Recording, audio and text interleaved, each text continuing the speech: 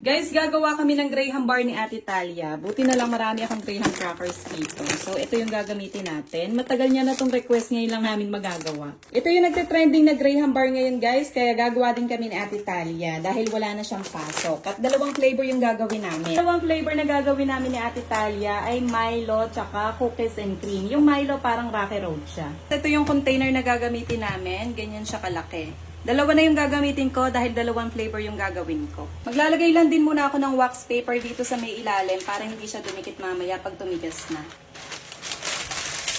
Guys, ganito yung magiging itsura niya. Oh. Mas maganda kung maglalagay kayo nitong wax paper para yung cream hindi siya kakalat-kalat at hindi siya mapupunta dito sa may ilalim ng crackers. Tapos yung paglagay naman natin ng crackers, itong maganda nakapailalim to. Ayan, ganyan. Para maganda kapag ibebenta nyo. Ayan, sakto. Ayan, sakto siya guys. Kaso may kulang dito. Gugupit na lang ako. Guys, nailagay na namin na maayos lahat. Lahat yan meron. Ayan o. Ayan, pwede na tayong gumawa ng cream. Sa paggawa naman ng cream, gagamit kami nitong tatlong all-purpose creamer na chilled na. Importante yung chilled na para magdodouble yung kanyang size. Itong sa akin, siguro na i-chilled ko na itong mga 4 na araw na bago ko to gawin. Sa chiller lang guys ha, hindi sa freezer. Guys, ito na yung tatlong all-purpose creamer at maglalagay pa tayo nitong Angel Creme Densada. Matamis to kaya isa lang yung ilalagay ko dahil pinaghalong condense na to at creamer. Ayan siya oh. Ayan. Ito na i-chilled ko na din to ha. Ayan, matigas na siya. Ilagay lang natin. Ayan oh. Bali tatlong all-purpose creamer to tsaka isang creme densada. I-hand mixer na natin para mag-double yung kanyang size. Pag naman gagamit tayo ng hand mixer, dapat nakatodo yung volume niya para magdo-double talaga yung size nito nang mabilisan lang.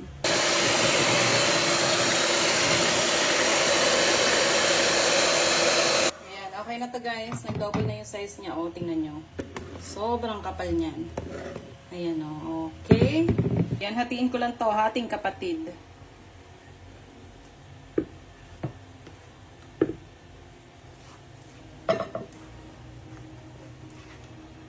Yung cookies and cream na gagawin namin, itong cream o yung ilalagay namin guys. Ayan, dudurugin lang to ni Ate Talia. Maglagay tayo ng siguro 4. Si Ate Talia sa cookies and cream, ako naman sa Rocky Road. Ito maglalagay ako ng Milo. Tatansyahin ko na lang kasi medyo matamis ito. Maglalagay lang muna ako ng 2 kutsara. Ayan. Ilalagay din ako ng chocolate guys. Goya lang to, yung dark chocolate. Po, yung isa ko pang ilalagay marshmallow, kaso kinain daw ni Tracy. Diyos mio, hindi na to Rocky Road. Fruit Loops na lang ilalagay ko. Para kakaiba. Matamis at maasim. No, kakaiba yung kay mami anak. Yung Rocky Road ko na naging Fruit Loops. Okay, haluin ko lang. Okay na yung sa akin. Tikman muna natin guys bago ko ilagay dun sa ni Graham. Kulang pa sa Milo. Dagdagan ko pa ng Milo. Ayan, bali ang nalagay ko, 3 kutsara.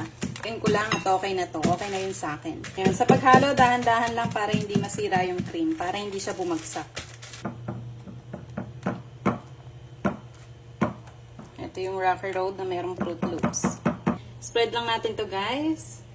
Ayan, kailangan pantay siya. Diba yung cream natin buo siya, hindi siya yung parang watery. Kaya maganda yung kakalabasan niyan. Ito lang natin guys para pantay. At ngayon naman, pwede na natin itong lagyan ng Graham crackers. Tapos yung magandang part na yung ipapakita natin dyan dahil yan na yung kita. Ayan, lagay lang tayo. Ayan o, kita nyo, hindi bumabagsak yung crackers. Tikman nyo muna guys ha, para sure na sure kayo na masarap. Ito yung sa akin, tapos na ito na yung Rocky Road ko. Rocky Road na walang marshmallows. Takpan ko na para mai-freezer ko na. Palang, kapal niya oh. Pero kung ipangbebenta nyo yan, pwede nyo naman yan mas nipisan pa. Madami tayong ice cream ngayon Ate Talia. Ayan na, si Rocky Road. Next yung kay Ate Talia naman. So ito yung cream niya. Lalagay na ni Ate Talia yung kanyang cream oh. Masyadong durog. Masyadong nanggigil magdurog to. Sa paggawa naman ng cookies and cream, yan lang naman yung kailangan natin kasi may lasa na yung cream. Dahan-dahan lang dapat. Cut and fold lang para hindi bumagsak yung cream. Ayan, ganyan lang guys oh. Huwag yung panggigilan maghalo. Tikman pala natin. Aba, sarap pa. Okay. Sarap guys. Okay na to. Sali na din natin. Kalat lang din natin. Diba? Buong-buo yung cream. Lagay lang tayo ng design guys yung may buo-buo. Tama, isang pack lang. Ayan, para may buo-buo din silang makakain. Ayan, optional lang to guys. Ayan, okay na. Ayan na yung kay Ate Talia, oh. Mas makapal yung sa kanya kasi naglagay pa akong extra cream o dito, diba? So, ayan, i-freezer na natin. Siguro mga 4 to 5 hours matigas na to. Ito na yung cookies and cream. Ayan, yung dating galunggong, ngayon ice cream na, oh, diba? Ayan, mas makapal yung kay Ate Talia, oh. Check na natin, guys, kasi nakalipas na yung 5 hours. Sigurado matigas na to. Unahin ko na itong kay Ate Talia, itong cookies and cream. Tignan natin kung makakailan tayo. Ayan, oh, matigas na matigas yan. O, diba? Ang ganda nung nagawa nating cream. Buong-buo siya, hindi siya nagpunta dito sa mga crackers. O, diba? Ang gandang pagbenta nito. So, yan. Kahit tumigas yung ice cream, mabilis ang matanggal itong wax paper. Kuhain ko dito. So, bali 2, 3, 4, 5, 6, 7, 8. So, 8 yung magagawa ko. Dito ko manahatiin. 5 hours lang yung nakalipas nito, guys, ha? Ayan, oh. Ah, diba? Okay, ang ganda, oh. Ayan siya, guys. So, ang ganda. Hatiin ko sa gitna. Ayan. Diba? Ang gandang ipangbenta nito. Oh. Ayan yung likod niya. Ayan, malambot naman siyang hiwain. Hindi yung sobrang tigas. Ayan, ganyan yung itsura niya, guys. Oh, cookies and cream. So, sa pagbalot naman ng foil, guys, ipapakita ko sa inyo kung ano. Ayan, lagay lang natin sa gitna. Lupi lang natin. So then, ayan, oh. Tapos, ayan, parang candy lang. Parang burger lang. Ayan, ayan. Ayan, ganyan lang siya, guys. Diba? Pwede bang umorder na isang ganito? Charot. Ayan na siya. Iwain ko lang din para makita niyo yung loob. Ayan. Ayan yung mga palaman, oh. Merong Fruit Loops sa chocolate. Yun ang matigas. Sigurado magugustuhan to ng mga bata, oh. Kasi tingnan nyo, ang dami niyang kulay sa loob, oh. May Fruit Loops yan, guys, sa chocolate sa loob. So, ito na, guys, lahat ang naibalot ko. Ito yung cookies and cream at ito naman yung Milo. Kapag ganyan na naka-foil na, hindi na natin alam kung anong flavor. So, lalagyan ko nga yung label. Tapos yung isa, papangalanan ko na lang ng Milo. Okay.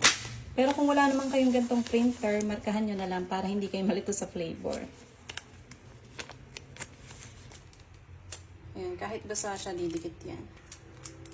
At bali 16 pieces lahat ng nagawa ko. O, diba? Ang dami. Kahit araw-araw sila at Italia mag-ice cream, pwedeng-pwede. Try natin. Gusto ko kasi yung merong Fruit Loops sa loob. Try natin.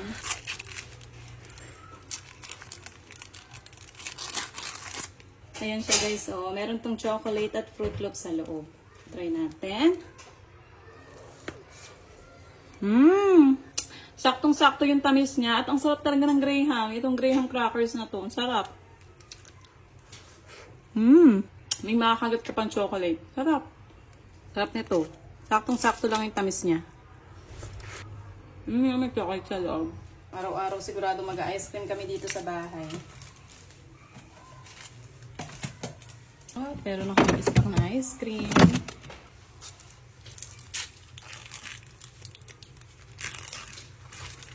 Sige natin sa 2 bulilit. Hi guys! Ice cream!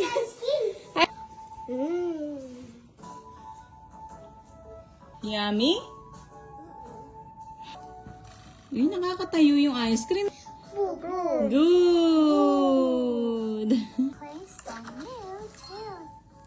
Eh,